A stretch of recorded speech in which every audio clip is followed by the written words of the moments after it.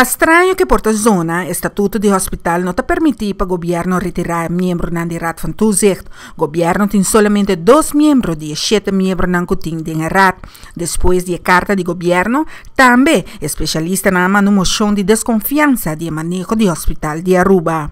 A raad van bestuur in momento não há que consistir somente de uma pessoa, que o senhor Ezra Sidley, que é CMO, diretor médico. Depois, com a carta aqui, a moção de desconfiança vai entregar na raad van toezicht. A raad van toezicht a decidir para retirar ou não continuar com o senhor Sidley na trabalho. O único motivo que o senhor Sidley está canando rond ainda no hospital está sobre a raad van toezicht, está buscando reemplazante temporal, interim CMO, interim diretor médico. Voor de ano 2018, estava uma vacatura para o diretor financeiro para o Hospital Habri.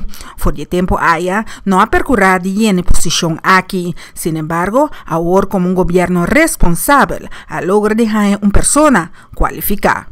A logra persona arubiano para ocupar a função de diretor financeiro e se tudo está bom, esse manco também ele firma o contrato laboral entre sua persona e o hospital e ele começa seu trabalho oficial 1 de abril. Essa que segura a boa notícia para o que trata a raad van toezicht mês a minha junta com o primeiro-ministro também está tem encontro com não e se é mesmo petição não para entregar no retiro considerando tanto custo que está pagando o beso, não está tem controle, não está tem supervisão, está tem mal manejo e não também está responsável para que saque.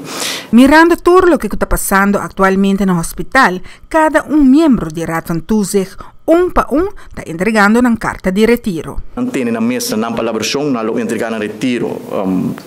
Começo de fevereiro, começo de março e por último começo de abril. No momento aqui tem 3 membros ainda que não entregar na retiro, membro entregar seu retiro de luna de dezembro, fim de dezembro. Aqui tem 3 membros ainda a comprometer na mesa e me tem na mesa na palavra, na palavração com não com o governo, com não também entregar retiro e agora o governo está espaço para vir com junta de supervisão novo e cambia e manejo no hospital, busca diretor financeiro permanente, busca diretor general também para o hospital, CEO e agora não está llena, 3 copas de raad van bestuur. Amida Farah Boekhout.